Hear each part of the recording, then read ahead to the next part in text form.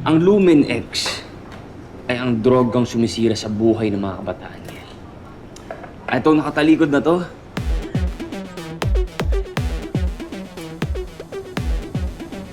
yan si Verdugo.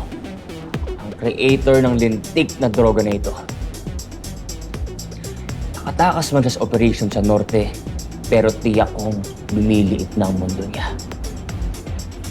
At sa susunod, hindi na takbuhan ang mangyayari. It's kulungan time. Makakaasa kayo mga katirata. As always.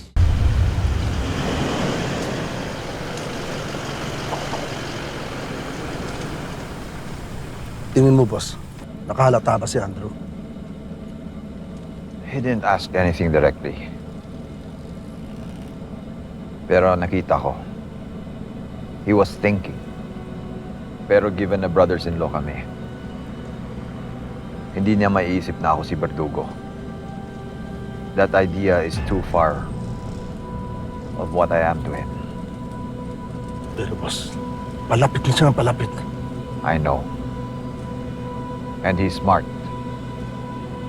Once he smells something, hindi niya bibitawan. Like I said, he's obsessed. Kung hindi siya titigil, mas lalo tayo. Boss, hindi pwedeng huminto ang operasyon natin. Boss, hindi sa pinangungunahan kita. Pero isang tanong lang ang dapat mong sagutin. Ano ang mas importante? Si Andrew o ang negosyo mo? Wait. I-check niyo na lang yung bagong batches ng Lumenex. Hindi kayo sasama? I don't want to be late for my meeting. May tiwala naman ako sa inyo ni Lisa.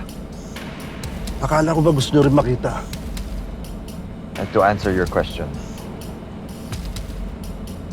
walang ibang mas mahalaga sa akin kung di ang mag-iina ko at yung negosyo na bumubuhay sa amin.